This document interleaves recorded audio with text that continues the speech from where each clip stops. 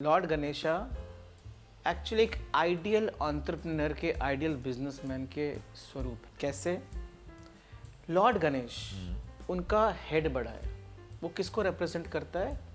Wisdom को। उनके कान बड़े हैं, मतलब क्या रिप्रेजेंट करता है?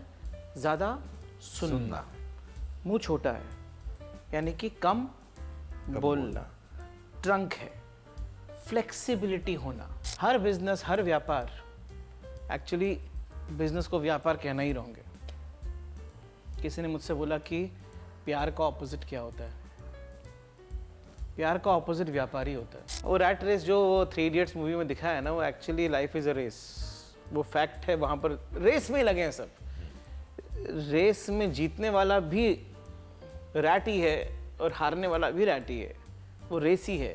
ब्रह्मा, विष्णु और महेश, इन तीनों की शक्ति आपके अंदर, एक के अंदर होनी चाहिए। ब्रह्मा मतलब क्रिएटर, तो क्रिएशन करना आना चाहिए, बिजनेस मॉडल सही होना चाहिए, आपकी चीज़ें करेक्ट होनी चाहिए। उसको करने के लिए आपका ज्ञान होना चाहिए। तभी ब्रह्मा जी की वाइफ सरस्वती। अब एक बार बनाया तो उसका पालन करना जरूरी है। Vishnu, Kashmir Shaivism, vibrant sect. It's one of the best, purest places on planet Earth, I can think. Hi, I'm Rohit Arora and you're watching me on Awesome TV. दोस्तों, आपने एक पुरानी फिल्म का एक डायलॉग सुना होगा कि तुझे भगवान के लिए छोड़ दूं तो मैं क्या खाऊं प्रसाद। तो ये मुझे एक सज्जन मिले पिछले दिनों और उन्होंने मुझे कहा कि he is a spiritual business गुरु। तो मैंने कहा बिजनेस में अगर स्पिरिचुअलिटी आएगी तो बिजनेसमैन क्या खाएगा? प्रसाद। पर उन्होंने उसके बाद जो बात की, मुझे लगा कि यार ये बात आप बिजनेस में है, व्यापार में है, ये जानना ज़रूरी है। इसलिए मैं उनको आज आपके सामने लेकर आया हूँ, मिस्टर रोहित अरोरा, जो कई बड़े बड़े कॉरपोरेट कंपनीज के प्रेसिडेंट और वाइस प्रेसिडेंट रहे हैं। अब Rohit Arora, the spiritual business गुरु। बहुत बहुत स्वागत है आपका। Thank you very much. ये कॉन्सेप्ट जिस तरह से मुझे आपने एक वेगली समझाया था, एक बार मैं आपसे रिक्वेस्ट करूंगा कि आप फिर एक बार समझाएं कि बिजनेस और स्पिरिचुअलिटी। एक्चुअली इसको बिजनेस और स्पिरिचुअलिटी बोलना ही नहीं चाहिए। जैसे आपने बिजनेस और स्पिरिचुअलिटी कर दिया, हम दोनों को अलग कर दिया। रादर आप कुछ भी कर्म करते हैं, बिजनेस भी एक कर्म ही है। आप कुछ भी काम करते हैं, आप आज पॉडकास्ट कर रहे हैं, आप लेखक हैं, आप डायरेक्टर हैं, आप राइटर हैं, आप एक अकाउंटेंट हैं, आप कुछ भी कर्म करते हैं, जब उस कर्म के अंदर शुद्धता आ जाती है, जब उस कर्म के अंदर धर्म आ जाता है, तब वो कर्म ऑटोमेटिकली स्पिरिचुअल बन जाता है। अब कर्म में धर्म आने का अर्थ क्या होता है? हाँ, धर्म का मतलब क्या होता है? मैंने लास्ट कुछ एक पॉडकास्ट किया था, तो जब इंस्टाग्राम पे रील्स जाती हैं तो एक कमेंट पे आया कि धर्म क्या है। अब धर्म को समझाना एक लाइन में पॉसिबल भी नहीं है, क्योंकि जो परिभाषा धर्म की हम समझ चुके हैं, अनफॉर्चुनेटली वो परिभाषा शायद गलत ही है, गलत तरीके से समझ चुके हैं। धर्म क्या होता है?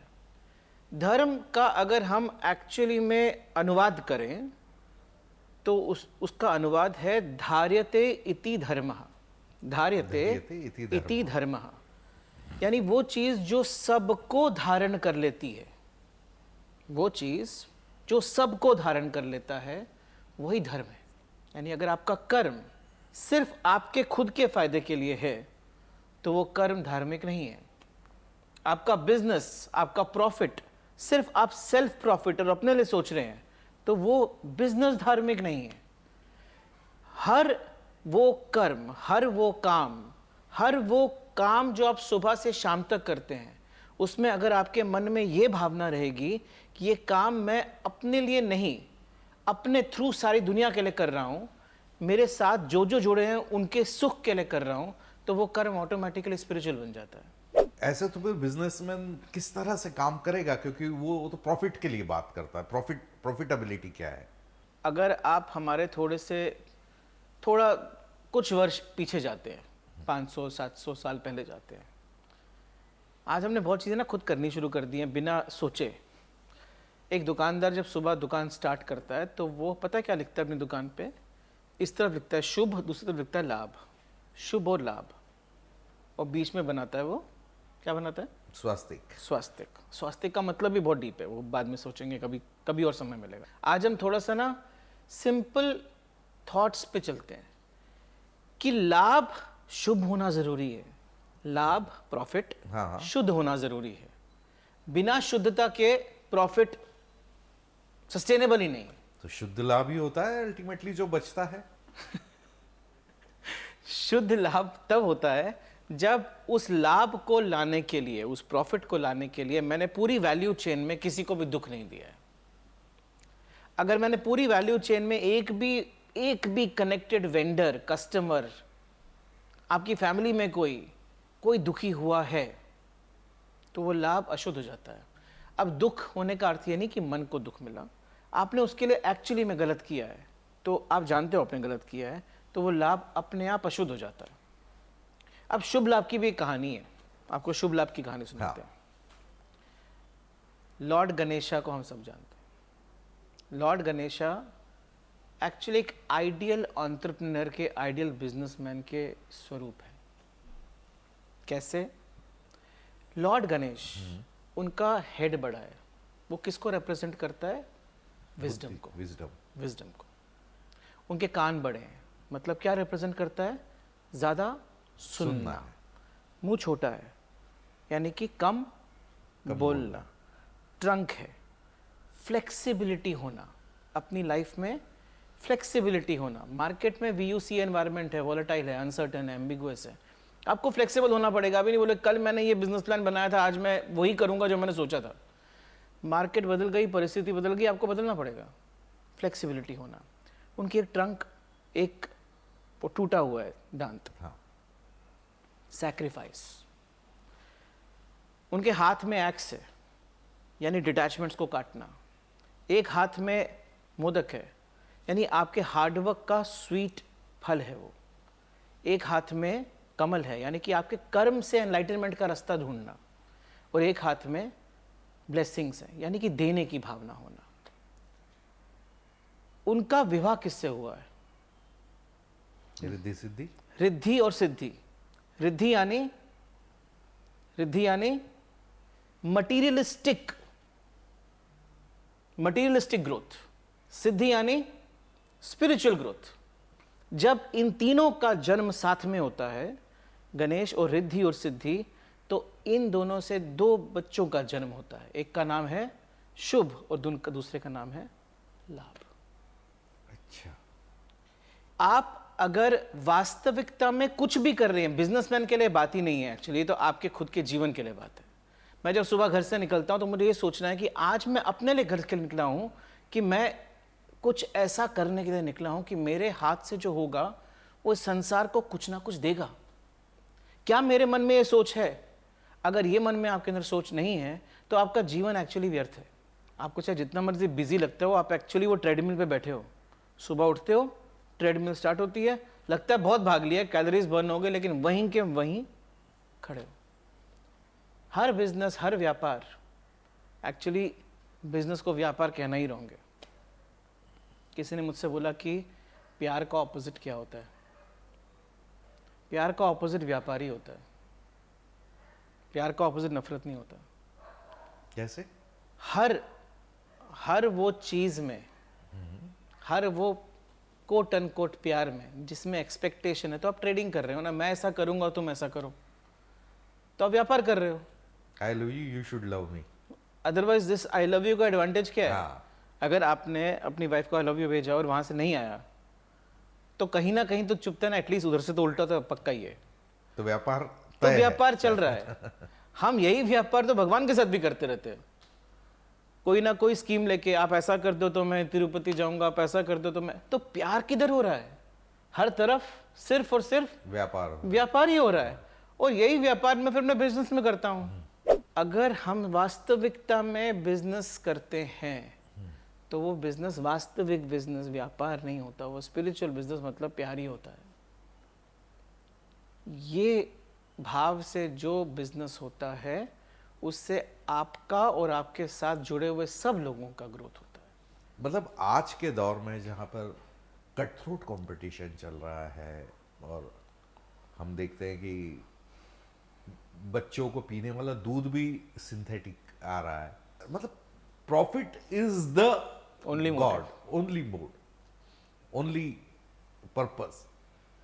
ऐसे में इस कॉन्सेप्ट को गले उतारना बिजनेसमैन के लिए, व्यापारियों के लिए, या एक आम आदमी के लिए भी जो किराने की दुकान लगा के बैठा है, या वो जो बड़ी बड़ी केमिकल फैक्ट्रीज लगा रहा है और एनवायरनमेंट का सत्यानाश, वो कैसे हजम करेगा?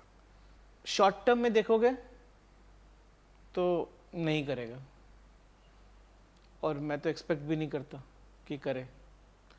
लेकिन कुछ लोगों को तो इस मिशन पे चलना पड़ेगा, क्योंकि लॉन्ग टर्म में हम लोग बचेंगे नहीं, कोई नहीं बचेगा। सब अपना ही सोचेगा तो कब कैसे बचेगा? एक्चुअली इस दुनिया में ना 4 टाइप के लोग होते हैं, 4 ही होते हैं, और वो जब होते हैं तो एक ही पर्टिकुलर कैटेगरी में होते हैं, वो कैटेगरी के बीच में नहीं होते। मैंने उसको ABCD नाम दिया है, ABCD। ए कैटेगरी के वो लोग होते हैं जो अपना काम सिर्फ और सिर्फ पैसे के लिए करते हैं। यानी सुबह निकलते हैं, उनके मन का सिर्फ एक मोटिव होता है कि आज की दिहाड़ी पक्की आज रहे। की दिहाड़ी कितनी, आज कितना कमाना। यानी मोटिवेशन मनी है, मोटिवेशन मटेरियल ऑब्जेक्ट्स है। अभी मेरे पास एक घर आ गया तो घर में तो एक कमरा हमेशा ही कम होता है, फिर अब नेक्स्ट कैसा। कैटेगरी ए के जो लोग होते हैं वो दिन भर बिजी रहते हैं। क्यों? क्योंकि उनको मोटिवेशन सिर्फ एक एक्स्ट्रा कमरा बनाने की है, एक गाड़ी को बड़ा करने की है, एक एक्स्ट्रा टायर लगाने की है। इस कैटेगरी के लोग कभी भी खुश नहीं होते। क्यों नहीं होते? कैरेक्टरिस्टिक है ना, क्योंकि आपका जीने का मोटिवेशन है मटेरियल ऑब्जेक्ट या पैसा, और मटेरियल ऑब्जेक्ट तभी तक खुशी देता है जब तक वो आपके पास नहीं होता है, और जैसे ही मिलता है उसकी वैल्यू खत्म हो जाती है। तो जब तक नहीं था तो मैं पीछे भाग रहा था तो दुखी था, और जैसे ही मिल गया, वैल्यू खत्म हो गई, फिर दूसरे के पीछे भागने लग गया, तो खुशी तो कभी मिलेगी नहीं परमानेंटली, मैं तो भागता ही रहूंगा।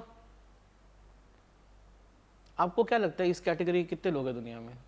मुझे लगता है दुनिया तो ऐसे ही लोगों से भरी पड़ी है। 90% तो लोग मिनिमम ऐसे ही होंगे। 99 ही होंगे शायद, मुझे नहीं पता। यही कारण है इस दुनिया में डिप्रेशन है, यही कारण है कि हमको काउंसलर्स की ज़रूरत पड़ती है, और काउंसलर की ज़िंदगी में झांक लो तो वो भी डिप्रेस बैठा हुआ है। दूसरे को तो काउंसिल कर रहा है, लेकिन उसको खुद के पता नहीं है लाइफ का क्या हो रहा है। मैं तो इस पिछले 10-15 साल में इतने स्पिरिचुअल लोगों को मिला हूँ, कोट एंड कोट, वो खुद ही डिप्रेस है। तो कैसी स्पिरिचुअलिटी? एक तो इतनी बातें चल रही थी, नेक्स्ट डे सुसाइड कर लिया। स्पिरिचुअलिटी आपको साक्षी बनाती है, आपको इन चीज़ों से दूर रखती है। वो तो सबसे बड़ा अमृत है जो आपको रोज़ पीते पीते आप एकदम आगे बढ़ जाते हैं। तो अगर इस दुनिया में इसी कैटेगरी के लोग रहेंगे तो दुनिया आगे बढ़ेगी नहीं। इसलिए आपने सही बोला, 90-95% होंगे। मतलब ये बड़ा आयरन ही नहीं है कि हासिल करने के बाद भी दुख है? क्योंकि हासिल होता नहीं ना कुछ। लेकिन कैटेगरी बी वाले लोग भी एग्जिस्ट करते हैं। इनमें से कुछ या तो उनका जन्म ही वैसे होता है या शिफ्ट कर जाते हैं ऑर्बिट अपना। कैटेगरी बी के लोग वो हैं जिनको काम करने में ही मजा आता है, उनको तो आनंद आता है। उनको मतलब आप वर्कहॉलिक वाली बात कर रहे हैं या? उनको काम करने में मजा आता है। वर्कहॉलिक का ये जो सारे डेफिनेशंस आप बोल रहे हो ना, वर्कहॉलिक या फिर डिप्रेशन, ये सब एक कैटेगरी के लोगों ने बनाई है। चलो देखते थे ना, आपने बोला 90% लोग वैसे ही हैं, तो स्कूल में टीचर भी वैसे ही हैं, घर में माँ बाप भी वैसे ही हैं, मेरे पड़ोसी भी वैसे ही हैं, मेरे फ्रेंड सर्कल भी वैसे ही हैं, मेरे घर में काम करने वाले लोग ऐसे हैं, मेरे ऑफिस में लोग ऐसे हैं। यानी कि हमारी सत्ता में बैठे हुए लोग भी वैसे ही हैं।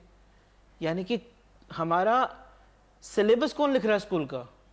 ये सेम प्रिंसिपल यही लिख रहे हैं ना लोग। हमारी सारी हिस्ट्री ये लोग लिख रहे हैं, ज्योग्राफी ये लोग लिख रहे हैं। लेकिन कुछ लोग हैं जो कि अपने में मस्त मौला रहते हैं। उनको तो काम करने, ज़्यादा काम करने से एनर्जी मिलती है। घर पे जाके बेचारे डिप्रेस हो जाते हैं, यार काम सैटरडे संडे आ गया यार, मंडे कब आएगा। और कैटेगरी ए वाले क्या बोलते हैं, ये सैटरडे संडे कब आएगा। तो उनके लिए ये बड़ा डिफरेंट वर्ल्ड है। वर्क लाइफ बैलेंस ये कैटेगरी ए का डेफिनेशन है। कैटेगरी बी वाले तो बोलते हैं work is life, what is balance, तो वो तो मजा आता है उनको। तो अब ये कैटेगरी ए बी वाले जो लोग हैं उनको ना काम में ही आनंद आता है। और आज मैं इस देश में कुछ तो 8.5 से 10 लाख SME होंगे, small and medium enterprises. Majority entrepreneurs ना कैटेगरी बी पे होते हैं। Is it? एंटरप्रेन्योर्स जब स्टार्ट करते हैं, वो क्या होता है ना, काम करते करते कुछ बन जाता है। वो बनाने के लिए नहीं बनता है, वो करते करते कुछ बन जाता है। वो तभी बनता है जब आप उसके साथ इतने आनंद में जुड़े होते हो ना। तो जब आनंद जुड़ता है आपके श्रम से, जब आनंद जुड़ता है आपके श्रम से, तभी वो कुछ सृजन करता है। जब आपका सिर्फ श्रम ही लगा रहता है और आप अंदर से डिप्रेस हो तो कुछ सृजन नहीं होता है। जब आनंद की अनुभूति होती है आपके श्रम में, तभी सृजनता आती है, तभी कुछ नया क्रिएट होता है। और एक फाउंडर और इन्वेस्टर में यही फर्क होता है। फाउंडर को फर्क ही नहीं पड़ता कुछ बने ना बने, वो तो लगा रहता है, उसका तो जीवन ही यही है, मेरे को क्या मजा आ रहा है मुझे तो, बन गया तो बन गया, नहीं बना तो नहीं बना, लेकिन मैं तो यही करूंगा। अब जब ये कैटेगरी बी के लोगों को ना चैलेंज बड़ा पसंद है, वो करते करते ना बोर हो जाते हैं, कहते हैं अरे यार ये तो बोर हो गया, मैं कुछ और करना है अभी तो वो ना बनाते रहते हैं नया नया नया नया नया। अब इस चक्कर में ऑर्गेनाइजेशन भी कई बार बन जाती है। अब जैसी ऑर्गेनाइजेशन बन गई तो अब लोग आ गए, अब उसको ये पसंद नहीं है, अब लोगों को कैसे संभालूं, मेरे को तो बनाने में मज़ा आ रहा था, अब बोलता सैलरी दो। और आदमी जैसा होता है ना, उस होता है सबके सब वैसे ही हैं, कहते इनको काम में ही मज़ा आना चाहिए, क्या सैलरी मांगते रहते। अब उसको ये नहीं पता बी वाले ने तो ए को ही हायर किया है ना, आने वाला तो आदमी यही है। तो कैटेगरी बी के लोग हमेशा कुछ क्रिएट करते हैं, लेकिन एक पॉइंट के बाद गिरने लग जाते हैं, तो उनको ए बनना पड़ता है, तभी बिजनेसेस जाके ए बन जाते हैं, क्योंकि अब उनको पैसा कमाना पड़ता है, क्योंकि बहुत सारा तामझाम बन गया है, देना भी है, बहुत कुछ हो गया है, तो वो वापस डिप्रेशन में चला गया। तो बी वाला को ए बन जाता है एक पॉइंट के बाद जाके। अब यही कारण है बिजनेसेस का डेफिनेशन से प्रॉफिट से जुड़ गया है, क्योंकि उसको मज़ा ही नहीं आ रहा है अभी काम करने में जो मज़ा आ रहा था वो तो इतना तामझाम खड़ा होने के चक्कर में खराब हो गया। लेकिन सच में जो रेवोल्यूशन होती है ना, तब होती है जब बी कैटेगरी सी बनती है, और वो पूरे संसार में 0.2-0.1% लोग हैं। लेकिन यही वो लोग हैं जो कि जिनके कारण आज शायद हम यहाँ बैठे हैं। यही लोग हैं जिन्होंने अपने आप को शून्य करके इस संसार के लिए कुछ किया, और आज हम उनकी गोद में बैठे हुए हैं। वो कुछ करके चले भी गए।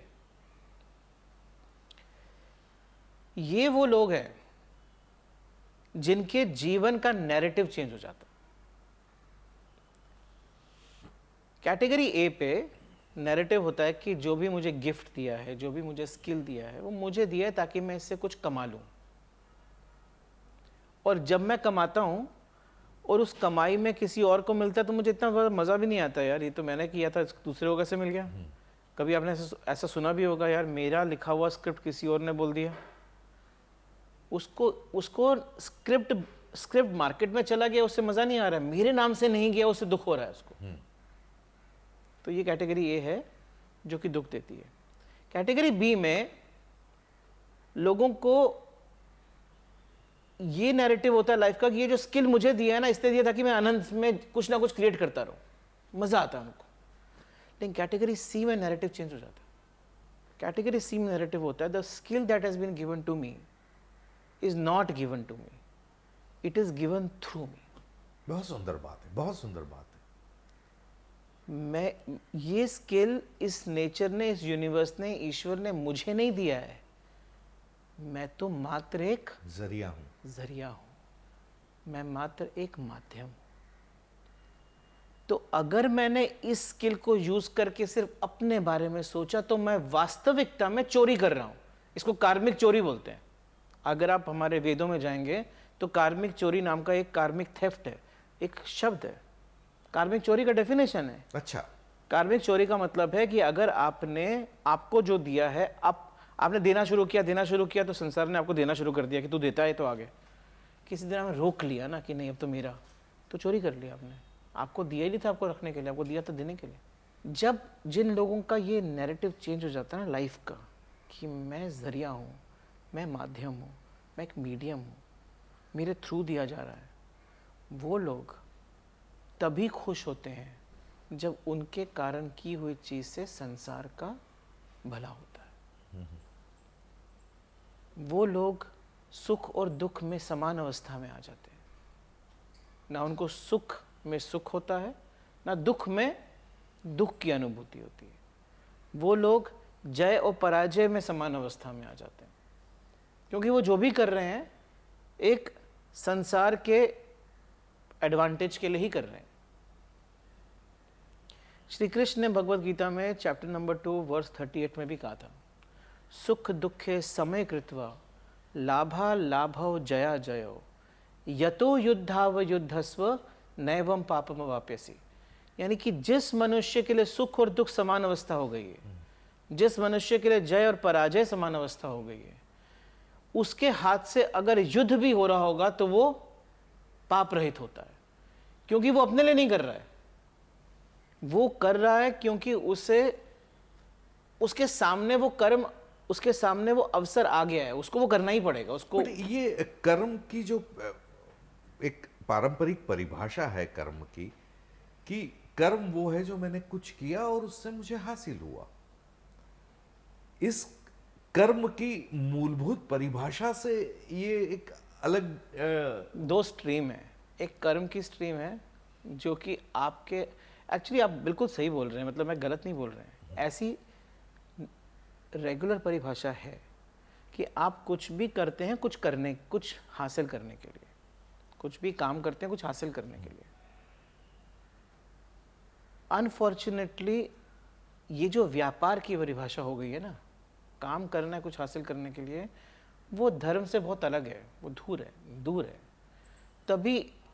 तभी धार्मिक बिजनेसेस का जन्म होना बहुत ज़रूरी है।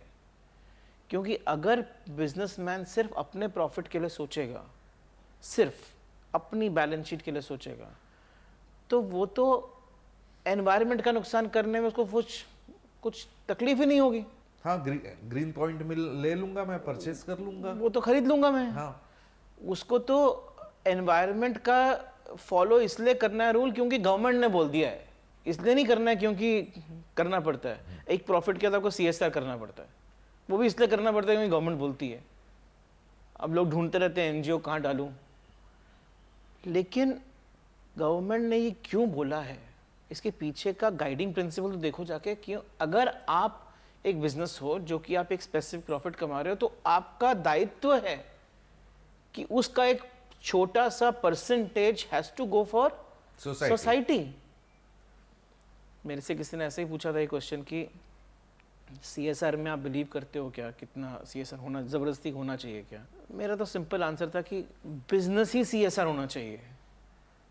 आप जो भी करते हो उससे सोसाइटी का भला होना ही चाहिए, तो बिजनेस कैसा? वैसे इन लार्ज अगर देखा जाए तो सोसाइटी का तो फायदा ही है हर जगह। मैं रेयॉन बनाता हूँ, उससे कपड़ा बनता है, एंड समाज का भला है। मैं चावल राइस मिल चलाता हूँ, लोगों को खाने मिलता है। बिल्कुल सही बोल, जो बिजनेस कर रहा हूँ उससे सोसाइटी का फायदा है। बिल्कुल सही बोल रहे हैं। लेकिन आप बिजनेस क्यों कर रहे हैं, उससे सोसाइटी के फायदे के अंदर शुद्धता जा रही है कि नहीं जा रही है, वो डिफाइन कर। मैं अगर राइस मिल बना रहा हूँ और राइस बेच रहा हूँ, क्योंकि राइस बेचने में मेरी कंपनी की वैल्यूएशन हाई होने वाली है, इसके कारण मैं वैल्यू क्रिएशन कर रहा हूँ, तो एक कभी ना कभी ऐसा स्टेट आएगा कि अगर मेरी वैल्यूएशन बिना वैल्यू क्रिएशन के भी होगी तो मैं कर लूँगा। समझ में आया?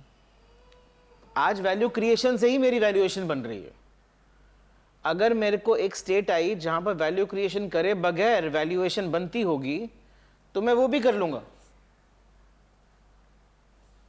जब बिजनेसेस वैल्यूएशन के लिए बनते हैं तो वैल्यू क्रिएशन सेकेंडरी हो जाती है। जब बिजनेसेस वैल्यू क्रिएशन के लिए बनते हैं तो वैल्यूएशन सेकेंडरी हो जाती है। ये जो इंटेंट है ना पीछे का, वो ही लॉन्ग दूर तक चलाता है बिजनेस को, नहीं तो छूट जाता है। वैल्यूज रखना जरूरी है, आपकी स्पिरिचुअल फाउंडेशंस रखना जरूरी है, आपकी अंदर की सोच को, मनन को, आपकी साधना को बहुत स्ट्रॉन्ग करना ज़रूरी है। आपके अंदर की भावनाओं को, आपकी कोर वैल्यूज़ को, आपके इंटेंशंस को शुद्ध रखना बहुत ज़रूरी है। और कम्युनिकेट भी करना पड़ेगा, क्योंकि जैसे जैसे लोग आएंगे नए नए, उनको भी तो ये बताना है कि तेरा ये दायरा है, इसमें अंदर ही काम करना है। हमारे लिए वैल्यू क्रिएशन ज़्यादा इंपॉर्टेंट है। आज मॉर्निंग में मुझे एक फ़ोन आया, आज ही की बात है, मॉर्निंग में मेरे एक बिलीवर हैं, उन्होंने फ़ोन किया कि उन्होंने अपने ऑफिस में ना कुछ चोरी पकड़ ली प्रूफ के साथ। पूरा फॉरेंसिक किया, 1 हफ्ता 1.5 हफ्ता शिद्दत से कि मेरे को ना, मैं जिसके ऊपर इल्ज़ाम लगाने वाला हूँ ना, वो मेरे को पूरा का पूरा प्रूफ चाहिए। सीसीटीवी कैमरा से पूरा FBI फॉरेंसिक रिपोर्ट करके निकाल दिया कि हाँ ये तो मतलब उसके सामने दिखाया कि माने ने कहीं की गलती करी, चोरी करी है। तब भी वो डाउट में है कि इसको निकालो कि नहीं निकालो। ऐसा क्यों? सोचो क्यों? आदमी काम का होगा। बस आज निकाला तो कल मेरा जो ऑर्डर है वो कौन प्रोसेस करेगा? मैं करूंगा क्या? वो 2 दिन से दुविधा में थे, निकालोगे निकालो। मॉर्निंग में मुझे फ़ोन किया और मेरा उनका कॉन्वर्सेशन हुआ 15 सेकंड का। मैंने कहा धार्यते इति धर्म। जहां मेरे से पूछोगे तो मैं तो क्वेश्चन ही नहीं पूछूंगा ना, मैं 3 क्वेश्चन पूछूंगा। चोरी करी है? Yes no, answer is yes. आपके पास प्रूफ है? Yes no, answer is yes. आपको 0.00001% भी शंका नहीं है ना, तो आपको निकालना ही है। और काम का आदमी है तो ज्यादा जरूरी है निकालना, बिकॉज का मैसेज स्ट्रॉन्ग जाता है कि यहां पर वैल्यूज पहले, काम बाद में। वैल्यूज पहले, वैल्यू क्रिएशन बाद में, वैल्यूएशन तो लास्ट में। उसके होने से वैल्यू क्रिएशन तो हो रही थी ना कस्टमर की, लेकिन वैल्यूज तोड़ के वैल्यू क्रिएशन करोगे तो भी वैल्यू क्रिएशन नहीं है। तो पहले वैल्यूज, फिर वैल्यू क्रिएशन, फिर वैल्यूएशन। संसार उल्टा चल रहा है। पहले वैल्यूएशन, फिर वैल्यू क्रिएशन होगा ही रास्ते में ऑब्वियसली। वैल्यूज वो तो हमको मार्केटिंग मैसेज है, वो तो लगा देंगे हम। So, according to you, what will be the ideal business? मतलब आपके अगर इस शुभ लाभ और शुद्ध लाभ के हिसाब से मैं डिफाइन करना चाहूँ तो कैसे, किस तरह से मुझे ऑपरेट करना चाहिए दिन? बहुत इजी है, मुश्किल नहीं है। इसमें कोई कठिन बात थोड़ी है। अगर मैं बोलूँगा कि हाँ आपको धार्मिक वैल्यूज़ फॉलो करनी है, क्या धार्मिक वैल्यूज़? 4 ही प्रिंसिपल है, दया, दान, दमन और कर, सच, सत्य। अगर ये 7 के प्रिंसिपल्स पे खड़ा होना है तो क्या गलत है इसमें? अब इसको थोड़ा सा बड़ा कर लेते हैं ना। अगर सच का साथ दे रहे हो, सच है सब कुछ आपके जीवन के अंदर, तो आपकी कॉर्पोरेट गवर्नेंस अच्छी होगी ना। कॉर्पोरेट गवर्नेंस में क्या बोलते हैं? झूठ मत बोलो। आपसे डिस्क्लोजर्स क्यों करवाते हैं कि जो है बता दो, छुपाओ मत। क्यों बोलते हैं वो? सेबी आपके पीछे क्यों पड़ती है कि भैया बता तो सही क्या है। आप बोले नहीं, ऐसे थोड़ी बिजनेस हो सकता है। अरे तो मतलब क्या झूठ बोल के बिजनेस कर दोगे? पहला है सच, दूसरा है दान। दान का अर्थ क्या है? दान का अर्थ ये है कि जिसको जो डिजर्व करता है उसको वो मिलना चाहिए। अब आपके स्टेक होल्डर्स कौन कौन? फोर्सफुल CSR नहीं होना चाहिए, जो डिजर्व करता है, Voluntary। हाँ जो डिजर्व करता है उसको मिलना चाहिए। गवर्नमेंट को फेयर शेयर ऑफ टैक्स मिलना चाहिए, वो डिजर्व करते हैं। आप उसमें जितना मर्जी क्वेश्चन करो तो पार्लियामेंट में लड़ेंगे ना जाके। अभी तो ये है तो देना है ना आपको, डिजर्व करता है, देना पड़ेगा। उसके बाद में वेंडर्स को पेमेंट टाइम पे होना है तो होना ही चाहिए। अब उसमें गलत क्या है? उसने काम किया है, उसको देना है। तकलीफ है, हो सकती है कैश फ्लो इश्यूज हो, तो आप डिस्कस करो, लेकिन फेयरली। वो बिजनेस जो फेयरनेस से होता है, धर्म का वो पालन करता है, जिसके पीछे का आधार प्रेम होता है। प्रेम का मतलब मोह नहीं होता है। प्रेम का मतलब है जिसको जो मिलना है मेरे थ्रू वो मिल जाए, तो वो है पहला। तो वैल्यूज फॉलो करना तो कोई बहुत बड़ी बात तो मैंने बोली नहीं है, ये तो बेसिक फाउंडेशन है। इसमें से एक भी वैल्यू टूट गई तो क्या होगा? सपोज सच टूट गया तो क्या होगा? कैसे ट्रस्ट आएगा? कस्टमर ट्रस्ट करेगा क्या आपके ऊपर? आप जो प्रोडक्ट के पीछे इंग्रेडिएंट्स बताते हैं, आप उसमें झूठ बता दो तो मैं तो भरोसा कर रहा हूं ना। तो आपने तो पूरी वैल्यू चेन वैल्यू ही तोड़ दी। सही बात। तो सच, अगर आपने दया तोड़ दी तो मतलब प्रेम तोड़ दिया, करुणा तोड़ दिया, तो क्या होगा? तो आप पूरा का पूरा बिजनेस का आधार ही टूट जाएगा। जो आदमी आपके लिए उस समय जरूरी है आप उसके लिए फायदा कर दोगे, बाकी दूसरे के लिए करोगे नहीं, तो सिलेक्टिव हो जाओगे। तो वैल्यूज से बिजनेस करना पहला इंपॉर्टेंट आधार है। दूसरा, बिजनेस मॉडल करेक्ट होना चाहिए। दैट मीन्स आप सोच एक इंपॉर्टेंट है, वैल्यूज इंपॉर्टेंट है, लेकिन आप जो करना चाहते हैं उसका व्हीकल भी इंपॉर्टेंट होना चाहिए।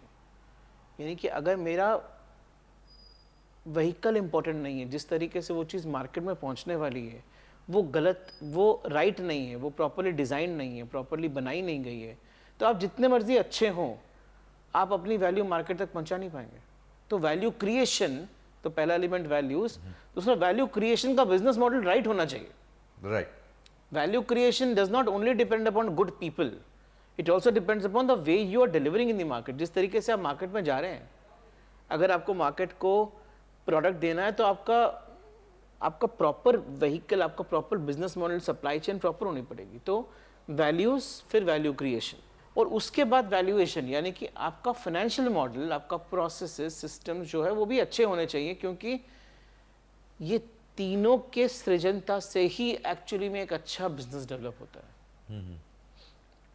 जो रॉन्ग प्रोसेसेस हैं, सिस्टम्स हैं, लोग हैं, या फिर उनको काटने की भी शक्ति आप में होनी चाहिए।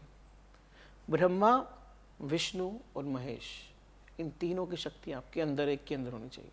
ब्रह्मा मतलब क्रिएटर, तो क्रिएशन करना आना चाहिए, बिजनेस मॉडल सही होना चाहिए, आपकी चीज़ें करेक्ट होनी चाहिए, उसको करने के लिए आपके पास ज्ञान होना चाहिए। तभी ब्रह्मा जी की वाइफ सरस्वती, ज्ञान होना जरूरी। अब एक बार बनाया तो उसका पालन करना जरूरी है। विष्णु, पालन करने के लिए आपको पालन करना आना चाहिए और साथ में आपको धन भी चाहिए, तभी उनकी वाइफ लक्ष्मी।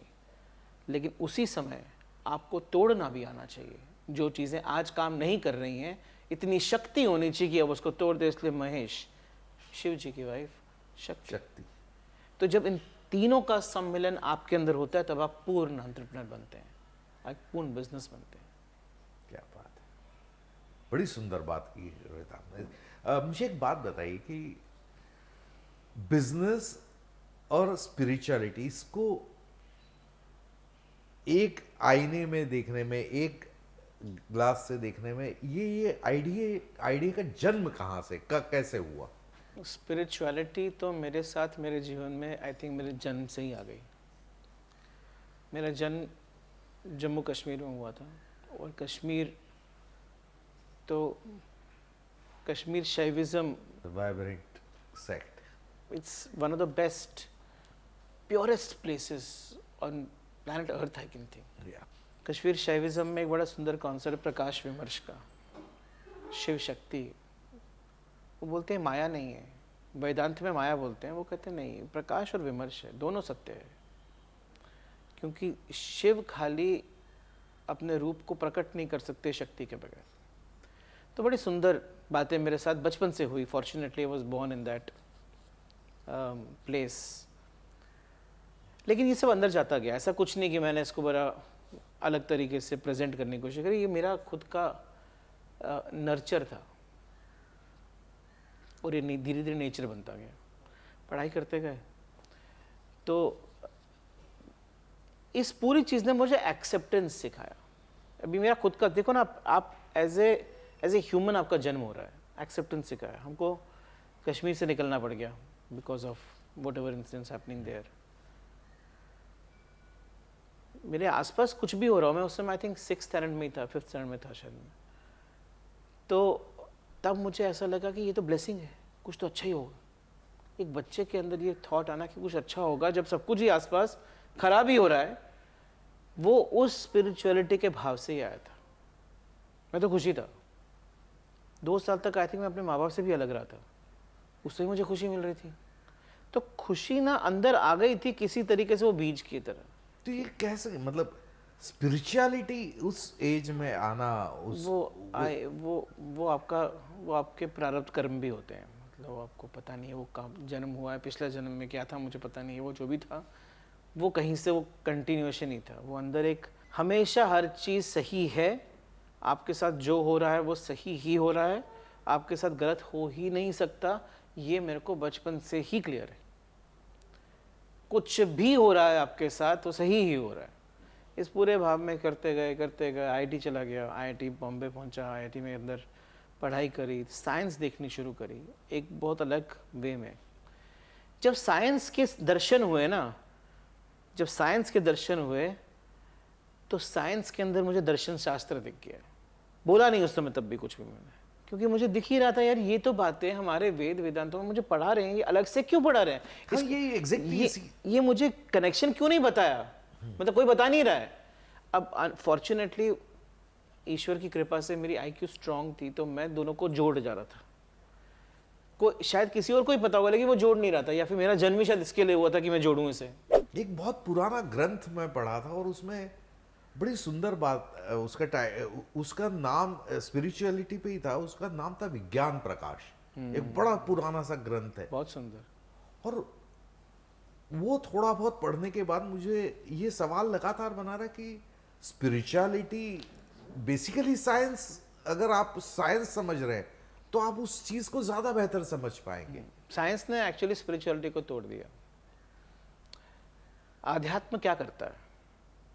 आध्यात्म समग्रता में चीजों को देखता है, जोड़ के देखता है, क्या सुंदर है।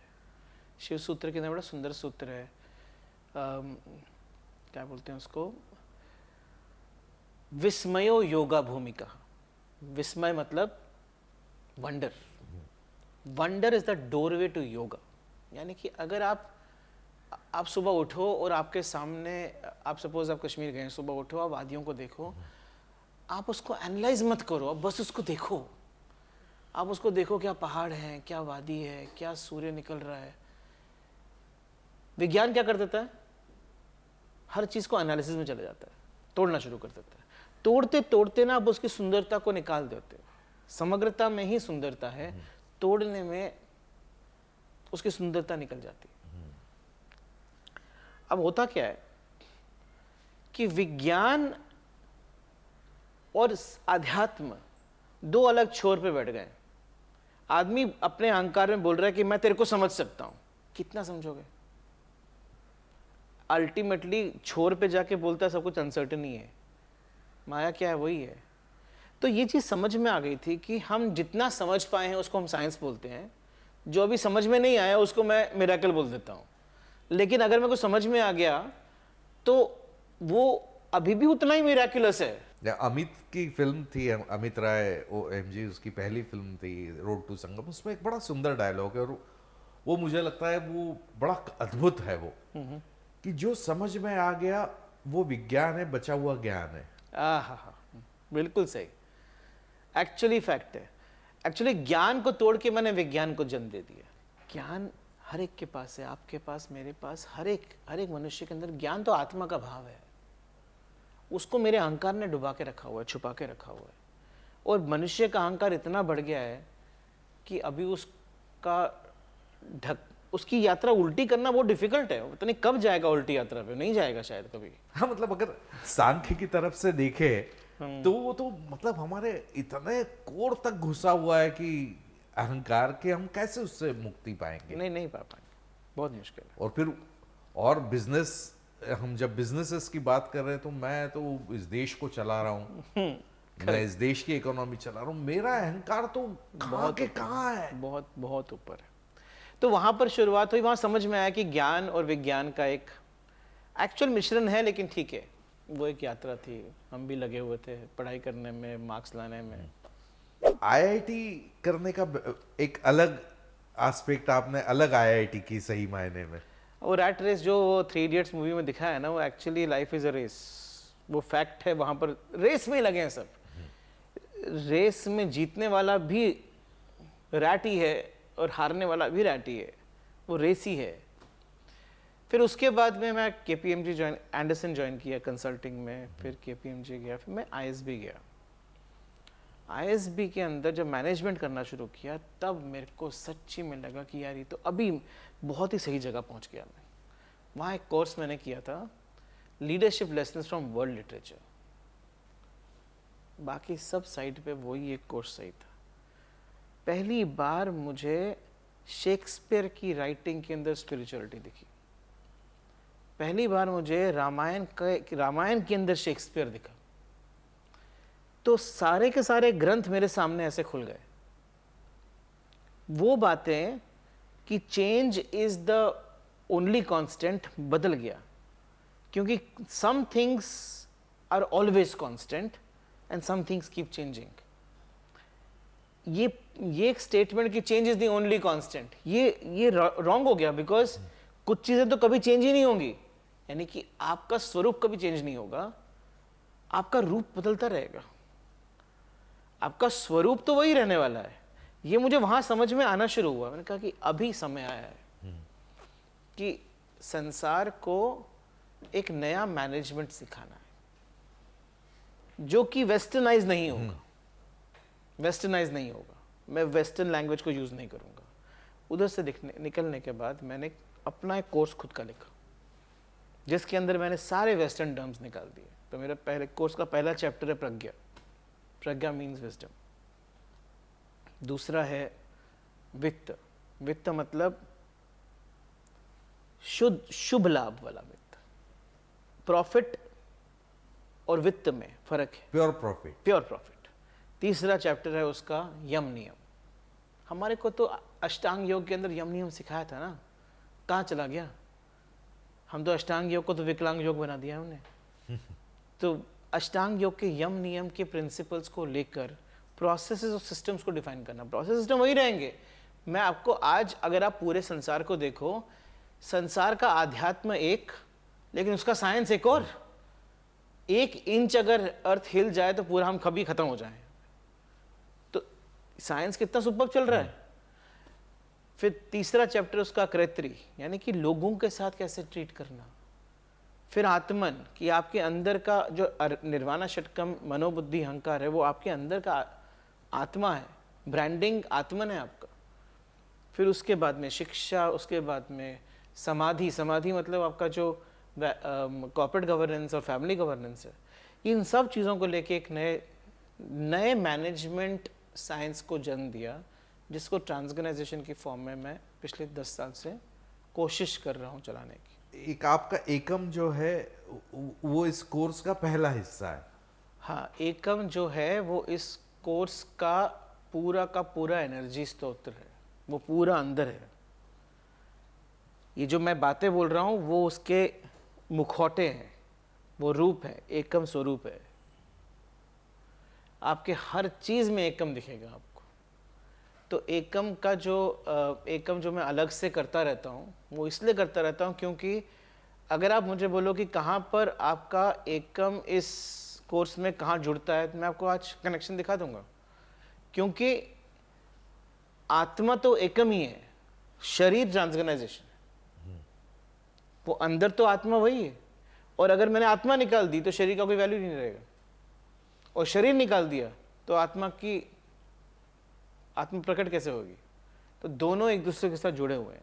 ये जो आपने कोर्स डिजाइन किया है मैनेजमेंट का, इसमें एसेंशियली बिजनेस जो बिजनेस ऑर्गेनाइजेशन है या जो बिजनेस कॉर्पोरेट्स हैं, ओनर्स है, उन्हीं के लिए ये फैमिली बिजनेसेस के जो ओनर्स हैं, अभी उनके लिए ही है। ऐसा नहीं कि वो बाकी लोग नहीं समझ सकते हैं, लेकिन उनके लिए क्यों है? क्योंकि वो जो बोलते हैं नीचे वाले वही सुनते हैं।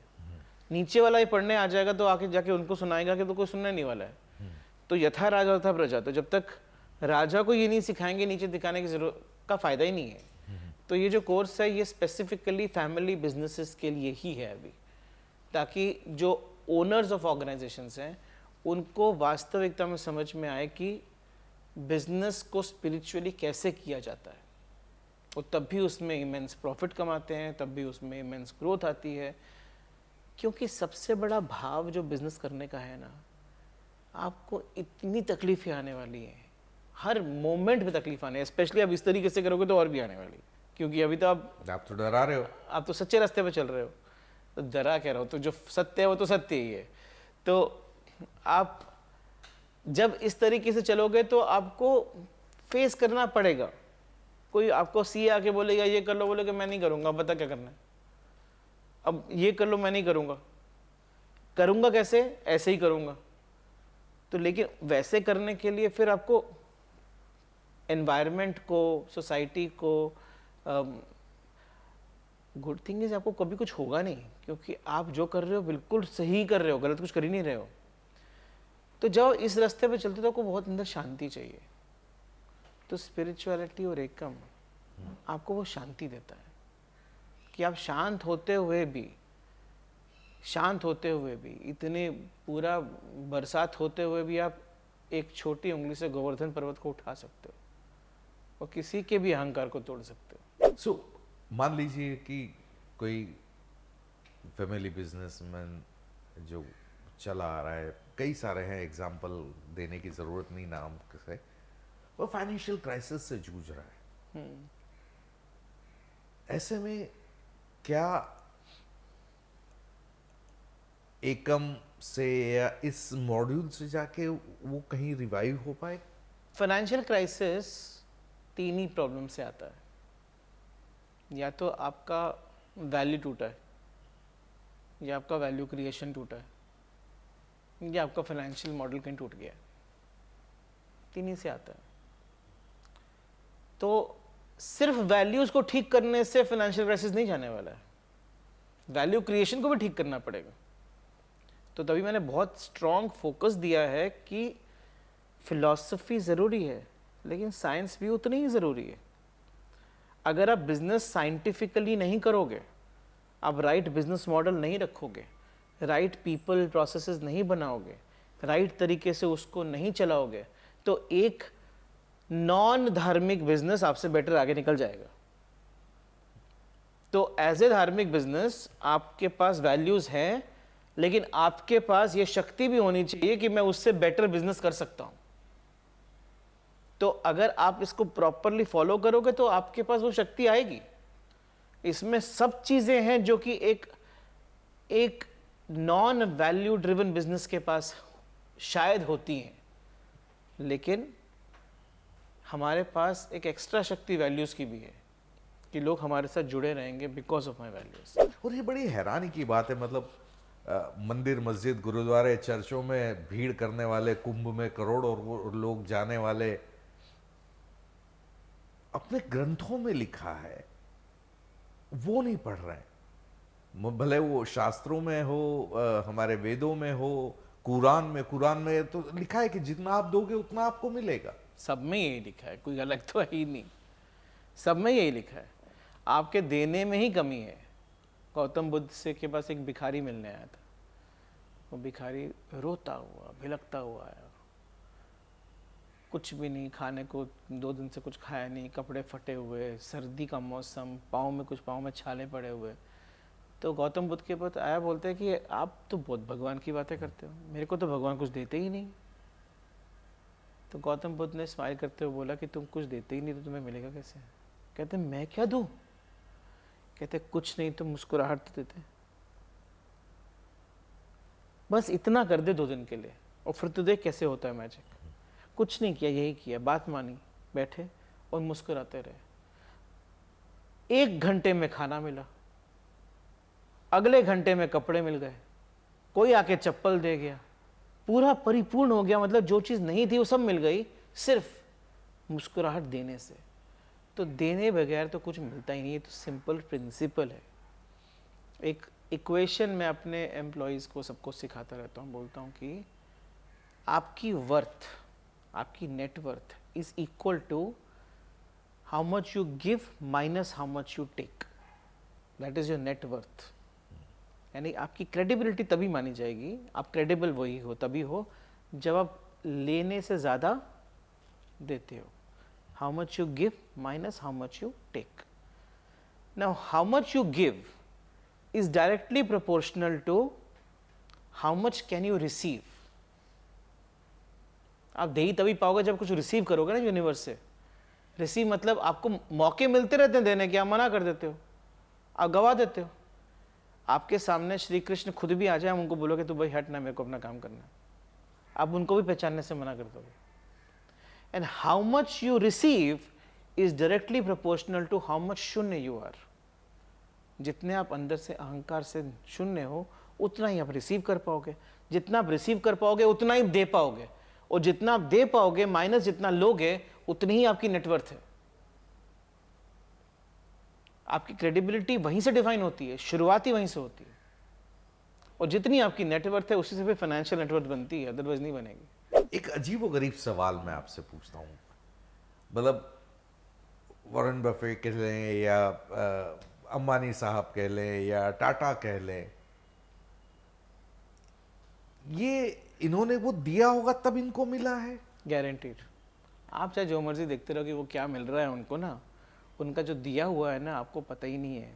यूनिवर्स कभी भी आपके साथ ना छल नहीं करेगा. यूनिवर्स आपके साथ फेरी है. You will never get what you desire. ये सेंटेंस ना लाइफ लॉन्ग के लिए भूलना ही नहीं है कभी.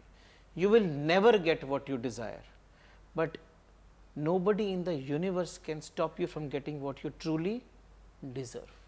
आप यूनिवर्स की इक्वेशन ना बैलेंस्ड है all the time. So if you really wish to start your journey today, don't be a go getter, be a go giver. जो दुनिया में कुछ अलग लेके आता है, जो प्रचलित व्यवस्था के खिलाफ जाता है, उसको लोग पागल कहते हैं. भले वो कबीर हो, सूर हो, मीरा हो. और आप भी लेके आए कि किसके, वो भी मतलब बिजनेस के लिए स्पिरिचुअलिटी. तो आपको तो आउटराइटली पहले बहुत सारे रिजेक्शन का सामना करना पड़ा होगा. आज भी. अभी तो शुरुआत हुई, 10 ही तो साल हुए हैं. ये तो 100 साल की कहानी है, कहाँ जाएगी पता नहीं. आपने बिल्कुल सही बात बोली. लेकिन इस संसार की व्यवस्था को अगर हमको ठीक करना है तो किसी को तो ये दायित्व उठाना ही पड़ेगा. इस व्यवस्था को ठीक करने में आपको मैं गारंटी देता हूँ कि आपके जो पार्टनर है ना वो बहुत स्ट्रांग है. मेरे पार्टनर स्वयं श्री कृष्ण है, तो कुछ तो हो नहीं सकता. वो तो हर जगह बैठे हैं, ये तो मेरे को श्योर है. कुछ गलत होगा ही नहीं, कुछ गलत हो ही नहीं सकता. क्यों? क्योंकि मैं तो अपना काम कर ही नहीं रहा हूं, मैं तो उनका ही काम कर रहा हूं. अब उनके काम के लिए अगर मेरे सामने इस समय कुछ परिस्थिति आई है जो कि गलत है, तो शायद पूरी पजल में वो जरूरी था होना, तभी हुआ है. तो रिजेक्शन भी एक टाइप का एक्सेप्टेंस है.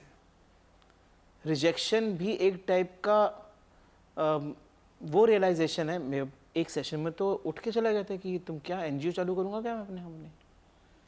आप तो क्या बातें कर रहे हो, मतलब धंधा कैसे होगा, एनजीओ थोड़ी बनानी है. लेकिन आप देखो वो सेशन में वो खड़ा हुआ, बाकी लोग जिनको समझ में आ गया तो उन्होंने बिठा दिया कि तो चुप, या तो तू बाहर निकल या चुपचाप बैठ जा. क्योंकि जो बात बोल रहे हैं वो दिल को नहीं छू रही है, आत्मा को छू रही है. दिल को छूने वाली बातें फिर भी बड़ी मनमोहक लगती हैं. आत्मा को छूने वाली बातें आपके अंदर के ज्ञान की जो वो है ना लेयर, उसको खोल देती है. और उससे जो निकलता है ना, आप बदल जाते हो, आदमी बदल जाते हो. तो रिजेक्शंस डेफिनेटली बहुत डिफिकल्टी है. मतलब ऐसे किसी को मानना कि इस सेशन में आ जाओ या फिर इस प्रोग्राम को एनरोल करो, not easy. We are still facing the difficulty. लेकिन जैसे अष्टांग योग में बोलते हैं ना, पहला यम, दूसरा नियम, तीसरा आसन. अब आसन में जब बैठ ही गए हैं तो प्राणायाम भी होगा, प्रतिहार तो होगा ही होगा, धारणा आएगी, ध्यान लगेगा, समाधि होगी. ये तो भी यात्रा है. तो पहला भी तीसरा ही कदम है, आसन में बैठे हैं अभी, लेकिन हिलेंगे नहीं. परसिवियरेंस और परसिस्टेंस ही मैटर करता है पूरे के पूरे बिजनेस को बिल्ड करने के लिए, या किसी सोच को एक सृजनता देने के लिए, कुछ बनाने के लिए. कोई नई चीज़ हो तो उसको बनाने में समय लगता है, लेकिन आपकी परसिस्टेंस, आपकी परसिवियरेंस ही मैटर करेगी. और सबसे बड़ी बात, श्रद्धा और सबूरी, पेशेंस और फेथ, कि जो हो रहा है अच्छा हो रहा है, जो होगा अच्छा होगा, जो आज तक हुआ वो सब अच्छा ही हुआ. ये कामनेस वाला जोन है जो अंदर एस्टैब्लिश रखना बहुत ज़रूरी होता है. मतलब मैं बहुत वेगली बात करूंगा आपसे कि अगर आज मैं कुछ 100 करोड़ रुपए लगा के इन्वेस्टमेंट करके अपना बिजनेस शुरू करता हूं और आप जो बोल रहे हैं वैसे ही करता हूं, क्या सफलता की गारंटी है? 100% डाउट ही नहीं है। 100 करोड़ मायने नहीं रखते, आपके अंदर की आप मायने रखते हो। वो 100 करोड़ से बिजनेस थोड़ी बनता है, आपसे बिजनेस बनता है। आप उसके साथ क्या करोगे, वो जो आप हो वही करोगे। आपके होने से अगर आसपास खुशबू फैलती है तो राइट लोग आपके साथ जुड़ जाएंगे। गांधी जी जब दांडी मार्च के लिए निकले थे तो कोई न्यूज़पेपर में ऐड थोड़ी डाला था कि मैं निकल रहा हूं, आ जाओ। वो तो निकल पड़े थे, फिर लोग जुड़ गए। जहां से निकले दांडी तक पहुंचते पहुंचते कितने लोग जुड़ गए थे? लाखों। ना उन्होंने किसी को बुलाया, ना किसी को आवाज दी, ना न्यूज़पेपर में ऐड डाला, ना पीआर एक्टिविटी करी, वो तो बस निकल पड़े। एक एंटरप्रेन्योर गांधी से कम थोड़ी है, वही निकल पड़ता है बस। जो लोग पीछे पीछे चल रहे थे गांधी जी के, वो किसको फॉलो कर रहे थे? वो गांधी जी को थोड़ी फॉलो कर रहे थे, राइटियस थिंग को फॉलो कर रहे थे। वो उस सोच को फॉलो कर रहे थे जो वो खुद मानते हैं, लेकिन उनके पास करेज नहीं था। तो सामने एक आदमी आ गया जिसके पास करेज है। Leadership is the courage to convert a private dream into a public reality. Leadership is the courage to convert a private dream into a public reality. जैसा धीरू भाई ने दिया था वो हमको करेज मोबाइल। है। प्राइवेट ड्रीम तो सबके पास होता है, हर आदमी देखता है ना उसको। पब्लिक रियलिटी वो सिर्फ सपने में करता है। करेज है कि उसको वहां जाके खड़े होके करने का नहीं है सब में। बहुत सुंदर बात है ये। तो एक एंटरप्रेन्योर जो है, अगर एक जिसको कहे शुद्ध लाभ कमाने के लिए जाता है या आज की प्रैक्टिसेस की तरफ जाता है, इसको कैसे कंपेयर करेंगे? आज की प्रैक्टिसेस में मान लीजिए कि मैं एक अच्छा खासा बिजनेस हाउस चला रहा हूँ, अच्छा खासा प्रॉफिट ले रहा हूँ और मैं एकम के साथ चलता हूँ। देखा जाए ना, जो बिजनेस ग्रो करेंगे ना वो शुभ लाभ वाले ही ग्रो करेंगे, बाकी ग्रो नहीं कर पाते हैं। अगर करते भी हैं तो बहुत एक समय के बाद एकदम डाउनफॉल हो जाता है। आपको जैसे एनरॉन बिल्कुल ही रॉन्ग रास्ते पे चल के ग्रो किया, 5-6 साल में कहाँ फॉर्च्यून 500 कंपनी से लेके बिल्कुल बैंक्रप्सी। ऐसे बहुत सारे केसेस हमारे देश में भी हुए हैं, हम सबने देखे हैं कि जब आपके अंदर की, आप ये भी नहीं बोल सकते कि मुझे पता नहीं था, शायद सच में पता नहीं था, लेकिन ना पता होना भी पाप है। एक एंटरप्रेन्योर के लिए गलती क्राइम से कम नहीं। अगर कोई बोले कि जिस तरीके से बैंक में ट्रांजैक्शन हो रहे थे मेरे सीएफओ को पता था, मुझे पता नहीं था, आप नहीं बोल सकते। आपके पास अधिकार ही नहीं है बोलने का वो, क्योंकि जब आप उस पद पर बैठे हो तो आपके पास हर वो दायित्व जो किसी और को दिया वो भी आपका ही दायित्व है। तुम ब्रह्मासी, तुम ही हो और कोई नहीं है। बाकी सब तुम्हारी छाया में बैठे हैं, वो तुमको देख के कर रहे हैं सब कुछ। तुम एक बार बोलो चुप तो वो चुप हो जाते हैं ना, वो तो नहीं करते ना वहां से फिर। तो जब तभी श्री कृष्ण ने कहा था कि प्रजा को धार्मिक करने से कुछ नहीं होगा, क्योंकि वो सब बातें सुनेंगी, हाँ हाँ करेगी, करेगी कुछ भी नहीं, करेगी वही जो राजा कहेगा, वो राजा का अनुसरण करती है। तो बेस्ट है राजा को ही धार्मिक बनाओ, तभी नीचे धार्मिक बन जाएगी प्रजा, कुछ करने की जरूरत नहीं है। आज का राजा एंटरप्रेन्योर है, एंटरप्रेन्योर को धार्मिक बनाए वो एम्पलीफायर है। फिर वो एक धार्मिक एंटरप्रेन्योर कितनी फैमिली चलाता है आपको पता है? हर घर में खाना उसके धर्म से आता है। अब अगर उसके धर्म में अशुद्धि है तो हर धन जो सैलरी के फॉर्म में लोगों के जेब में जा रहा है वो अशुद्ध है। उस अशुद्ध धन से कमाया हुआ अन्न अशुद्ध है। वो अन्न जो बच्चों को खिलाया है वो नस्ल अशुद्ध है। और अगर धार्मिक बिजनेस, एक धार्मिक एंटरप्रेन्योर शुद्ध धन कमाता है तो वो शुद्ध धन से जो सैलरी जाती है वो शुद्ध हो जाती है। वो शुद्ध धन से जो अन्न आता है वो शुद्ध हो जाता है। वो पूरी की पूरी प्रजा को, पूरी की पूरी नस्ल को शुद्ध करता है। अब यही एंटरप्रेन्योर जब दान करता है तो वो शुद्धि को एम्पलीफाई कर देता है। अब सोचो अशुद्ध एंटरप्रेन्योर दान करेगा तो क्या होगा? Money carries energy.